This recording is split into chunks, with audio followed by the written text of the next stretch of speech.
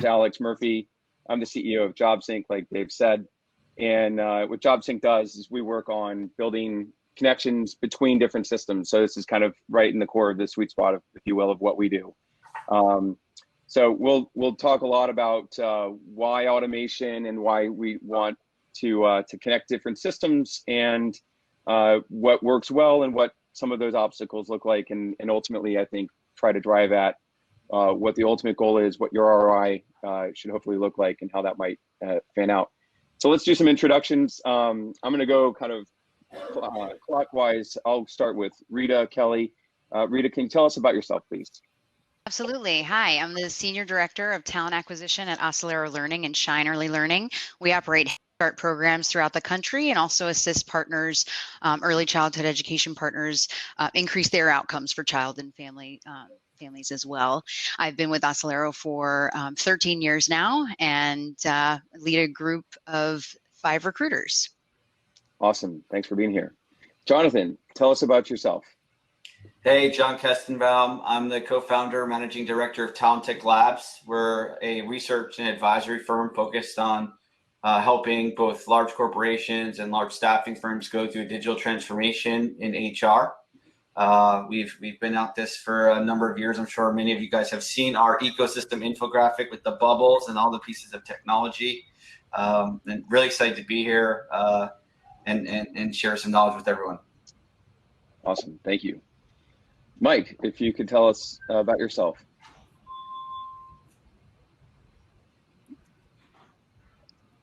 Yeah, I'm Mike Seidle with Work Here. We actually have a conversational kind of orchestration platform that a lot of employers use to chat with candidates, and we love working with tools like JobSync because we're able to plug in and automate a lot of the candidate interaction. We actually use live humans for most of the chat interaction, so a lot of companies will use this kind of as an outsourced partner to talk with candidates. So I'm really looking forward to the discussion today. So this will be a lot of fun. Awesome. And for those of you wondering, you've heard Dave mention the llamas. There may or may not be llamas behind the barn doors behind Mike. So maybe we'll get to see some in the middle of the panel. Maury, please tell us about yourself and Spark. Sure, I'm Maury Hanigan. I'm CEO of SparkStart. SparkStart is a video-driven platform. We have both a product Spark that automatically adds hiring manager video to job descriptions and job posting pages on career sites, and Amplify, which is a video creation and sharing platform that can be connected to the entire HR tech stack to automate video anywhere you want it. So this is obviously a panel near and dear to my heart as well. Super. And last but certainly not least, Dr. Charas, if you would tell us about yourself and your company. Sure. Hi, my name is Solange Charas, and I'm the founder and CEO of a company called HCMoneyball.com. You can find us at that website. And I'm a little bit of a different animal, you know, like from Sesame Street, which one of these does not belong? I'm not really focused on the talent acquisition space per se. What we do in our organization and through our software is help organizations understand their return on investments in human capital programs. So if you want to understand whether or not your recruiting, your talent acquisition approaches, integrating technology using AI and machine learning and all the fantastic technology that's represented on this panel is actually moving the needle at the enterprise level, you would actually come to us and look at our software and use that to understand the materiality of human capital. So my perspective is around measurement and around correlation of the effectiveness of HR programs to enterprise level performance. Awesome. So in this group, we've got somebody who looks at the entire ecosystem, as Jonathan mentioned, all of the bubbles. We have a practitioner. We have somebody who focuses on the measurements, and we've got two vendors in the space that are working to create that automation. The first question I want to throw out here to the panel, and we'll go through some different people answering. But Rita, maybe I'll start with you specifically. But how do you use automation today? You said you have a team of 5 recruiters. what is it that's happening right now that you think is working well that you've put in place, and what did you get out of it, if you will, from putting that in place? Sure. Well, Alex, you'd be pleased to know we did implement JobSync. Everybody, he's not paying me to say this, but what was really great is we saw an immediate return. Our applications increased 304% on Indeed. JobSync eliminates the friction between our long application process, which still exists because we still have the same ATS, but instead of driving somebody there. So we've had people apply on Indeed, and then they have to go in and apply on our website. So that's eliminated that, which I'm really excited about. We have a talent network. So if people aren't ready to apply, they can apply through the talent network, and then we send out automated engagement emails to them. We also utilize eQuest, a job blasting platform. So our jobs are automatically OFCCP compliant with the diversity and inclusion and local state unemployment sites, and also niche sites, which are great for the early childhood space and social services. I was able to add in sites that are important to us without having to do all that manually, which we definitely have done in the past. So it saves time automatically. A job programming marketing platform, which blasts our jobs out in a programmatic way. That has also brought in some great hires. And a tool that links your email to your ATS has saved us a ton of time with just downloading, uploading documents, entering correspondence regarding candidates and even requisitions. All that could go right into the ATS, which has saved us a lot of time. Calendly is free. It's a scheduling tool. So we started that many years ago, just to link to your Google Calendar. We use Google, so that's been really great in terms of setting up screenings and things like that, and automating reports from our ATS, and also having a dashboard for reporting so you can see the outcomes that you're getting from all of these different automations. So those are a few things. Oh, and something we recently started was Google Forms surveys. So using that as a tool to get in front of candidates quickly, but also getting that information after they've applied so that we can get some more answers and kind of weed through the candidates. That's awesome. What a you've got a great mixture of both things that are paid and then some free tools that are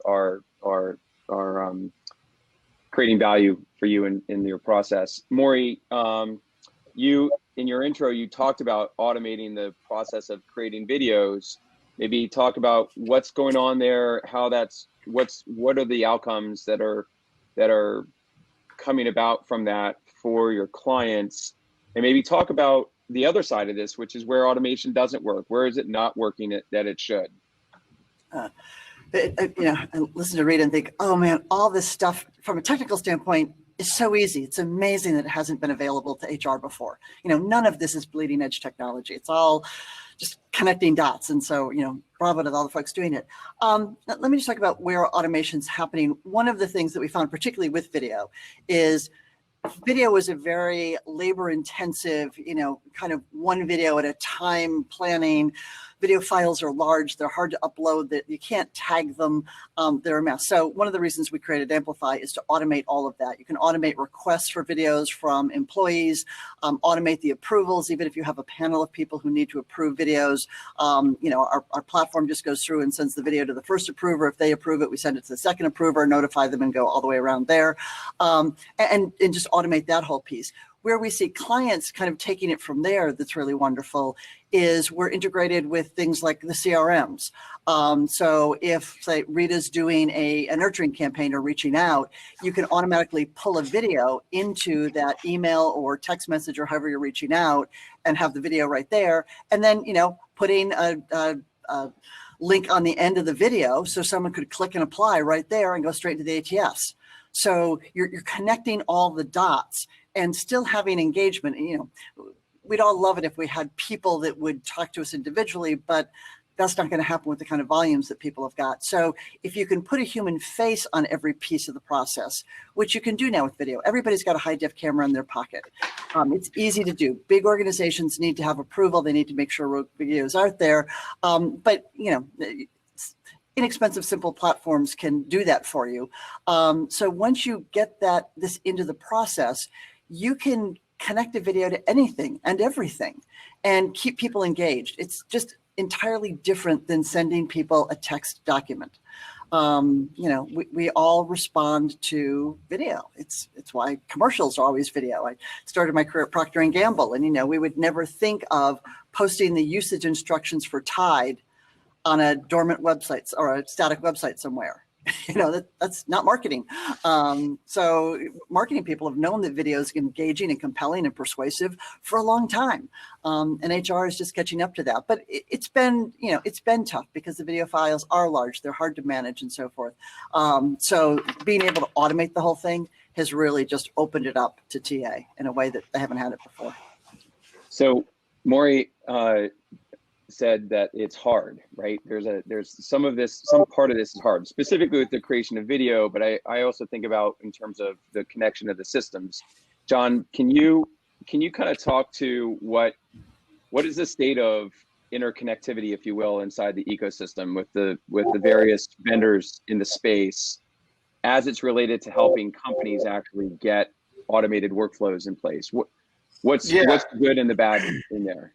Yeah, actually, I want to just take one step back and address, just another kind of high-level issue.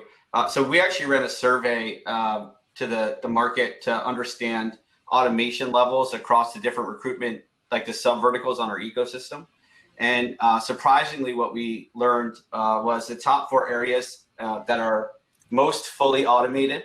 One was onboarding, background checks and reference checks.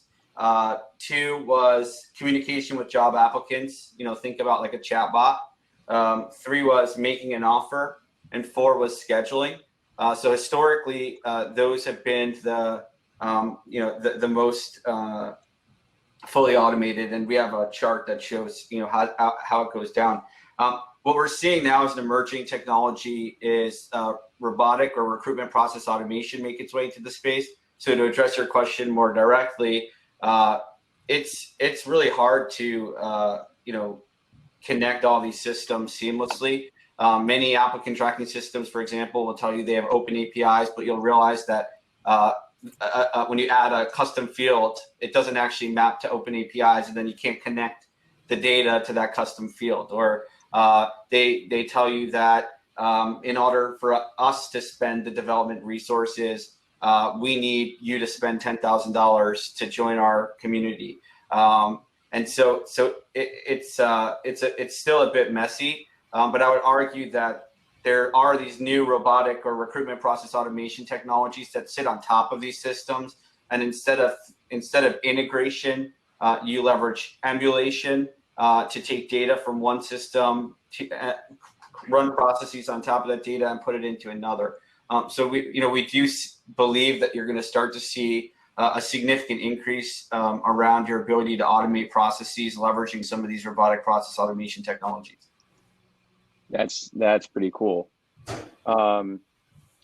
The point about the custom field. So a funny story that we have from a client is we build connections between job boards and ATSs, and we work with most of the major enterprise ones.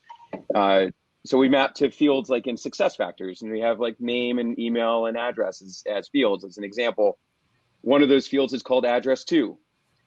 We have a client that decided to create a custom field for address to. Why? Who knows? But it stops the integration from happening as it is out of the box. So that customization and feature, the features around customizing can create roadblocks for some of the automation along the way. Mike, one of the 4 topic areas that Jonathan said is one of the more automated or more integrated areas is around communications with applicants. So this seems like something that's a layup for you. So hopefully you can knock it down.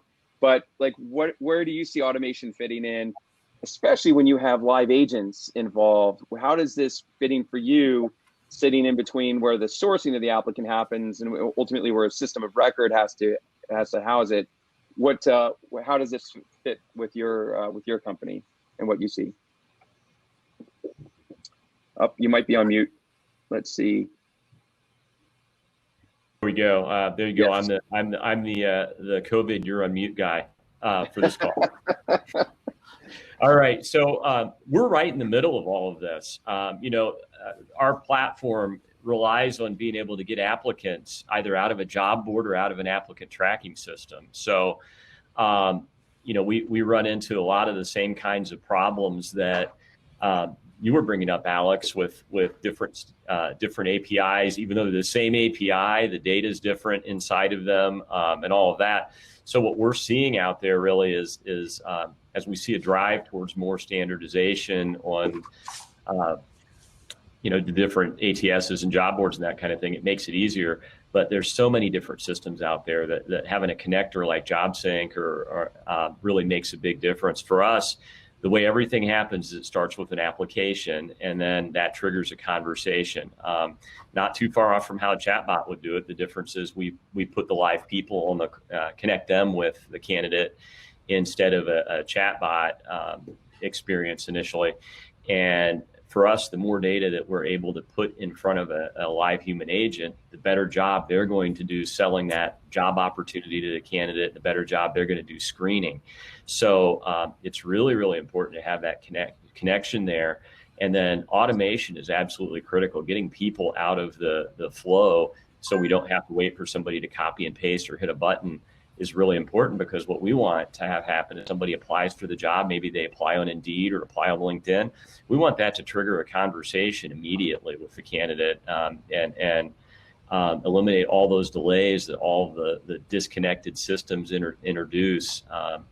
And then when we're done talking to a candidate, we've got to deliver that back to a recruiter somewhere. And there's the other mile of this automation, but getting the qualified candidates back to recruiters through their different applicant tracking systems isn't always easy. And it's surprising to me how many companies we've worked with that don't even have an ATS or don't even have anything in place at all. So, we're having to connect with everything from email to CRMs to ATSs, and it gets a little messy. The good news is the tooling is getting better and better, and we've got some really good partners like JobSync that we're able to work with on this. So that helps a lot. But ultimately, one thing I think we all need to think about is there's two experiences that we're automating. One is the recruiter experience, what the recruiters have to go through. And there's a lot of ergonomics that go into getting that right. And then there's another experience, and that's the candidate experience. And those two things really it's two sides of the same coin, but they're orchestrated very differently.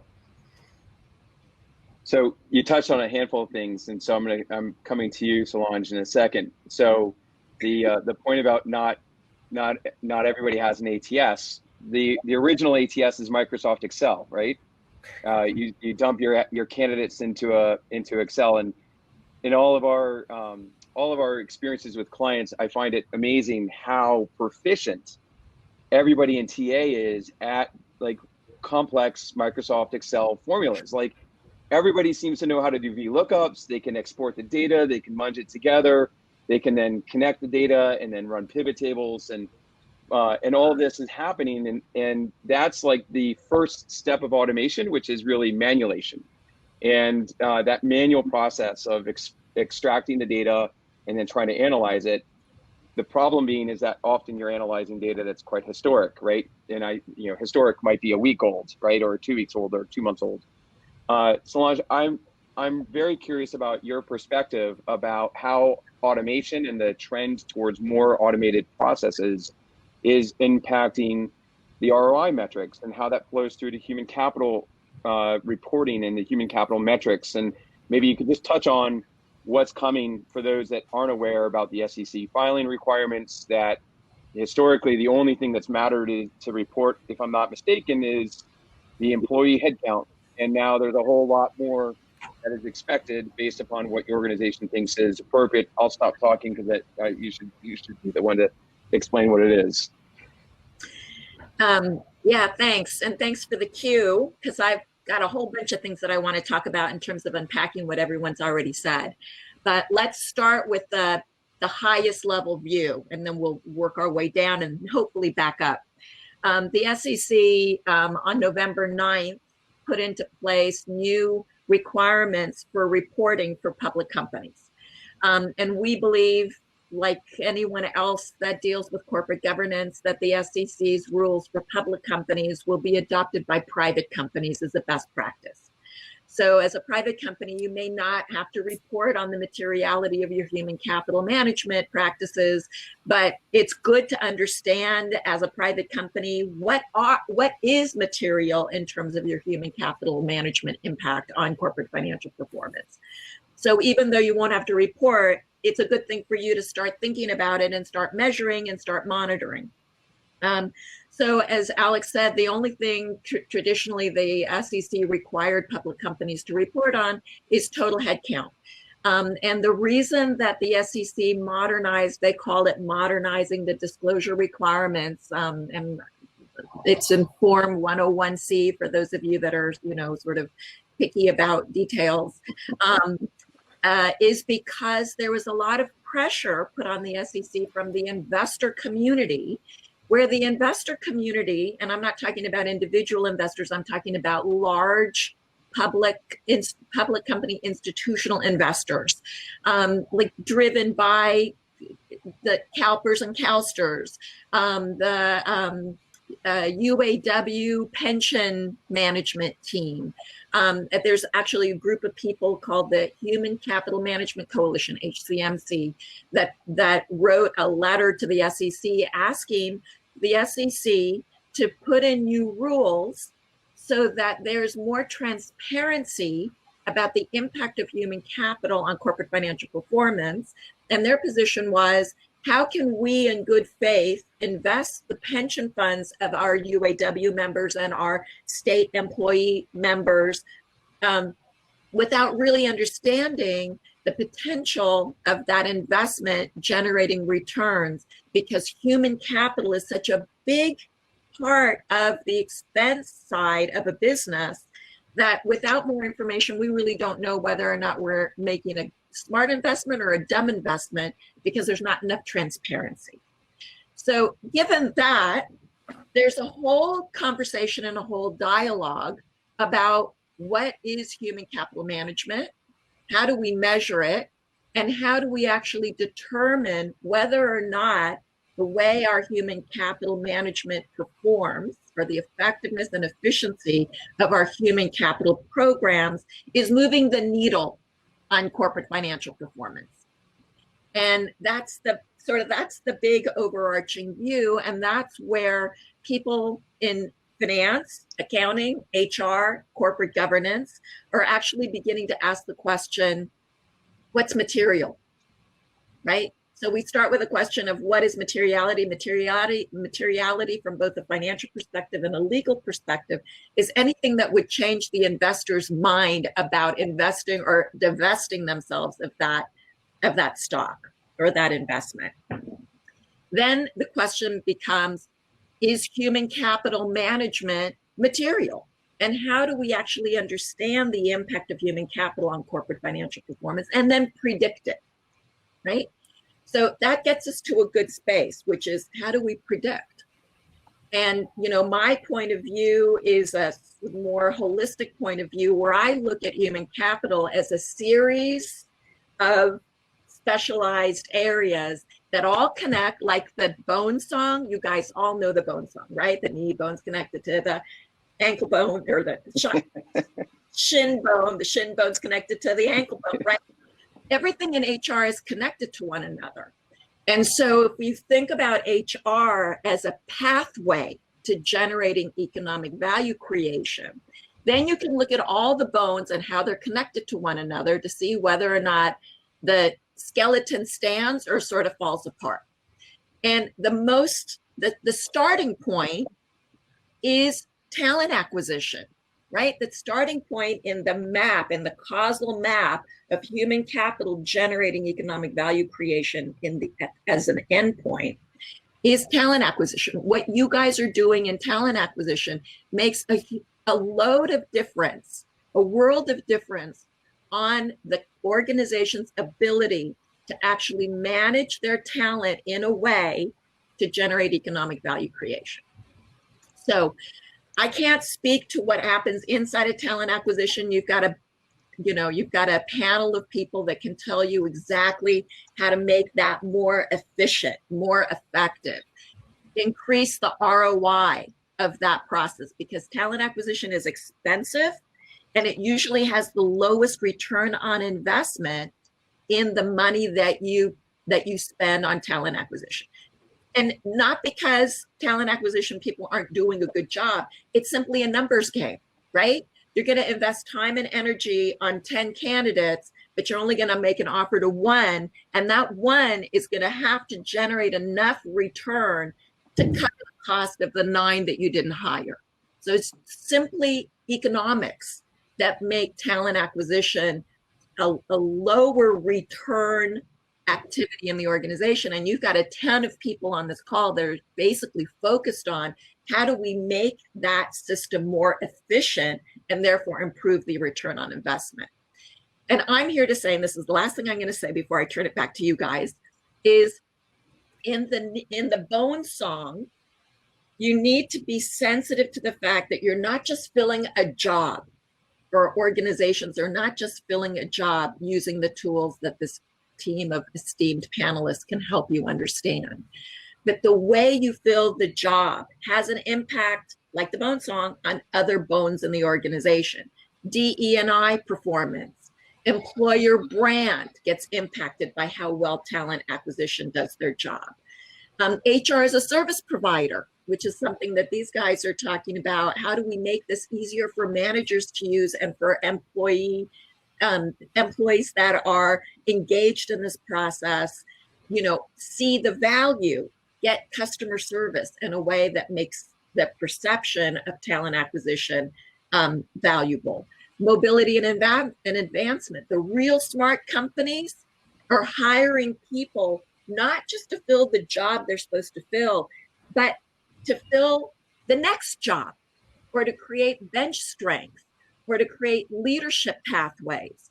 So the smart companies are not just filling job A, they're filling job A, B, C, and D when they think about their candidates. Mobility, rate of promotion, right? You should be thinking about, I'm hiring a candidate that can actually get promoted quickly, because then I'm using that resource, I'm deploying that resource effectively. Performance management, what's their first year performance rating? The easy one to measure is first year retention, right? First year retention is usually double what regular retention is in an organization. If you can calm that down, you're already ahead of the game.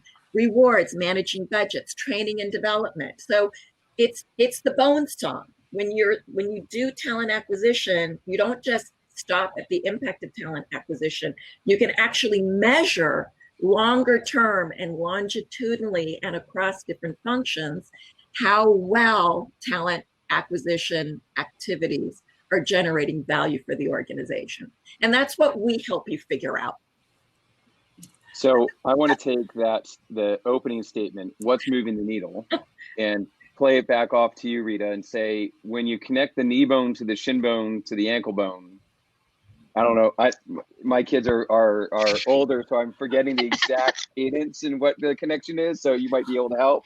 But when you're making these connections, what's moving the needle inside your organization? And really what I'm driving at is, what are you communicating to leadership that helps get you buy-in to drive more systems that are the automation of more systems, because it's going to impact the ROI for the organization? Sure. And in terms of our organization, it's related to the heart muscle, right? Our mission of serving children and families. So when there's a vacancy, we take it very seriously. There's a gap in our service to our children and families. So it's directly related. And what's going to move the needle in terms of the buy-in. I listed that as a challenge that everybody faces when you're looking at different systems, like really buying in. And like Solange said, like talent acquisition isn't the profit center, so we have to advocate. But what will change their minds or motivate them is the outcomes that a quality candidate can bring to our services to children and families. So just bringing it down to the bottom line of your organization and the goals and the mission and the vision of your organization, that's what the C-suite cares about, right? So I think that's what does it, making it more efficient. Are we reducing time to fill? Are we, the quality of hire? Children and family outcomes, like looking at the end goal. Yay! Right. So, And that's the holistic ROI as Yeah. it related to everything coming together. Yeah, I would add at the most basic level, what we're seeing is technology is doing the tactical. It's allowing people to do the more strategic function of engaging. Some of what Solange was talking about with this new SEC regulation is actually going to continue to elevate the state of the art in recruitment, specifically because it will make talent acquisition a more strategic function. And the pieces of technology are going to start to automate some of the more tactical processes, so we can focus on the metrics that matter. And Alex, let me just jump in for a minute, because one of the things that particularly building on Solange's comments about the SEC and the new regulations and so forth, if you're the head of TA, boy, you better be ready for your close-up. Between COVID really focusing on employees, how people work, all of a sudden HR, which was kind of the administrative folks down in the basement that complained about not having a seat at the table, all of a sudden the entire table's looking at them. So it's an amazing time to be the head of TA, but also I think a very scary time, because I think a lot of people have been fighting for budgets and fighting for, kind of a real say in things, and fighting for access to manpower planning and all of that, because they haven't really been at the table. And now everybody's turning to them and going, okay, you fix this. And it's a whole different world. So it's an interesting time to be in all of this. And for the folks that are ready, boy, are they getting the spotlight. The ones who are good, that got it together, they're stepping up and really just, making hay with this. For the folks who have been, oh, my competitor's not doing this. Oh, I'm not sure I, need to spend. Oh, I don't have the butt kind of thing. They're finding themselves completely flat-footed. So for the folks who have been afraid of technology, who have held back, who have thought, oh, I'm never going to get funding for it. It doesn't have to be expensive. I mean, Rita did a great job of talking about, there's a lot of stuff that's free, a lot of stuff that's very inexpensive. But now's the time to, step up and really not only take your seat at the table, but put up your nameplate and decide to stay. And what Sergio just wrote in the chat is that, showing our CEO the impact ROI of our HR decisions brought money to our HR automation. That's what CEOs are looking for. They're looking for a way to help move the priority of human capital higher. I mean, this most recent conference board survey on CEOs, the number one issue was resource allocation, financial, allocation. The second was people. When the top two priorities for CEOs are so closely related to one another, all you have to do is make a good argument that investing in automation, investing in systems that work, actually pay for themselves and more. They help the organization. And that's what, we're trying to do in our side of the business, is to help HR get some financial literacy, so they have the language to speak to the CEO and the CFO, so that their priorities get moved higher. Yes. Your textbook. Here. So for those that don't know, Solange is on one of our roundtables, and she put this up. And so when she put it up, I typed it into Amazon. It arrived the next day. Pretty good textbook for understanding the metrics. Yeah. Mike, one of those metrics that I like to think about, I kind of come more historically from a marketing point of view, and translating that marketing over into the recruitment and talent acquisition process is speed. And I think about the half-life of like, how long is a lead valid? And I think about, an application's generated on Monday, and the person gets contacted the next Wednesday, 10 days later, and says, I never heard of your organization. And a funny thing we had happen at a job board I was working at was, we had a recruiter call us up and say, hey, you sent me an applicant that said they didn't know what company we were, and that they hadn't applied. And we connected the data, and we're like, you the person applied 3 weeks ago. Of course they don't remember you. They've applied to 150 other companies since then. Talk to us about speed, ROI, what the meaning of automation is as it's related to the communication layer in between, and really getting them activated as being in the funnel. Yeah. So yeah, that's such an important thing. In fact, that really is our company's whole reason we exist. If you really get down to it, most companies are very slow responding to applicants. They get applicants and they spend weeks processing those applications and processing the candidates and throwing AIs at the candidates, trying to figure out who's good, who's bad. And 3 weeks later, they reach out to a candidate, and that candidate doesn't even remember that they applied. So, Alex, your story is right on. We hear it all the time. And a lot of what we see as we do our chat outreach is the faster we do it, the better the results are. And we actually try at work here to get our chat agents talking to a candidate within 2 minutes of when they apply. And the reason we want to do that so quickly is there is so much fall off. We did a study last year where we looked at the amount of time that we actually could delay between when somebody applied and when we started talking, and actually see a measurable change in outcome. And that was actually at 180 seconds. So if our response rate was over 180 seconds to a candidate, we actually started seeing a decline in the number of candidates that we could send on to a recruiter. And the reason that was the case was people just don't have the attention span they used to.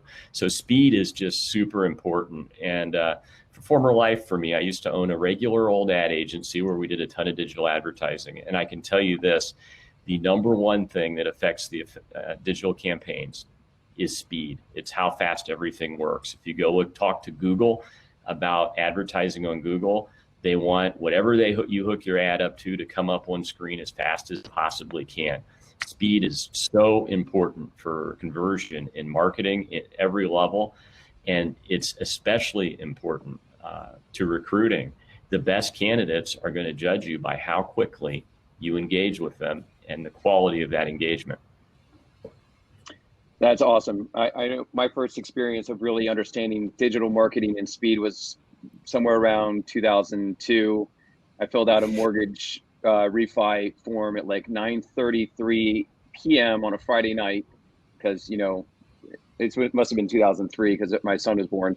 Anyway, the guy called me like 30 seconds later, and I'm picking up the phone. I'm like, really? On a Friday night? He goes, well, you just filled out the form. And I was like, you're right. Okay, let's go. And so like by 10 o'clock, refi docs are all done, and away we go. And nobody else got a chance, right? That's it. No one got a chance. Yep. Alex, I can't tell you, I can't tell you how many employers that we work with have a very leaky talent funnel just exclusively because they're so slow responding that somebody else hires the candidate before they even start talking to them. And back to why speed matters. I can't think of a single quality metric for recruiting that isn't affected by the speed of initial engagement. I just can't. And then let me amplify a little bit on that. So Alex, your experience wasn't just that no one else had a chance to get your business, but you actually had a positive image, of a positive perception of that company, right? Which probably has stayed with you longer term. So you know that they're responsive, you know that they can get things done. It adds to their, as we talked in the last session, the NPS, right? And companies have to start thinking about that. I think we need to start moving towards a more worker-centric, design-oriented approach where we need to capture the attention of the candidate even before they start thinking about applying to us for a job. And then make sure that experience really carries the day. And as Mike said, with speed, because candidates are getting job offers all the time, especially the good ones. Right. And let me jump in. And I love companies that try to tell candidates they're technically sophisticated and recruit them with a text job description. Like you're like, we're sophisticated, we're leading edge. Oh, and here's this text document for you. Yes, what you do says a lot about who you are. And it amazes me that people don't connect those dots. It's the bullet list of the reasons why we might fire you, right? That's Exactly. that's the point. Yeah. So maybe with just a moment left in the panel before we get kicked out, maybe one or two major things from each of you about what helps facilitate automation. What are the best practices that you've seen, experienced, implemented, participated in? Start with you, Jonathan. Yeah, I'll just say you can't take the human out of human resources. We don't believe that this is going to be all technology. We think this is going to be a combination of tech and touch. And so, we see lots of failures around, just thinking a bot can have the conversation from the beginning to the end. And people know they're talking to a bot and that, I heard Mike talk about being, having personalized messaging and the quality of that conversation. It's all important. And so just be thoughtful that automation is here to help you, but it should not you should not automate the whole process. Today, there actually is no technology that can do that soup to nuts. Right. Rita, what are your final thoughts? I would say as a main takeaway, just keep learning. Demo. Attend these conferences, attend roundtables, just network with your professionals. I had that first ATS of the Excel spreadsheet. There's a lot of learning that goes into trying to make your processes efficient so that you can get the ROI and the outcomes that the company is looking for. So just all that learning and assess what challenges do I have? What do I need to do to make my processes more efficient? And like I heard on another panel, I think the one before this is audit. Is what Solange will help you analyze, is what you're implementing actually helping you? Awesome. Lots of learning. Mike? I would say the one thing is keep it simple and focus on automating things that are repetitive and just keep getting in the way over and over and over. Optimize the little things that you can optimize before you try to solve every little problem down the chain. The most important event is an application. Make sure that's the easiest to start with, then move down. Awesome. Maury? I'd say get over trying to be perfect. It's more important to be responsive, to be relevant, to be credible. Stop trying to have everything, sort of so tight and so professional. And not that you ever want to be unprofessional, but you do need to move a whole lot faster. And you need to just accept the fact the world has changed and you need the right information at the right time in the right format for the right candidate. Get on with it and stop worrying about, we've got to have a whole, 17,000 people approve this. Move. Start with the next best thing. Solange, any final comments?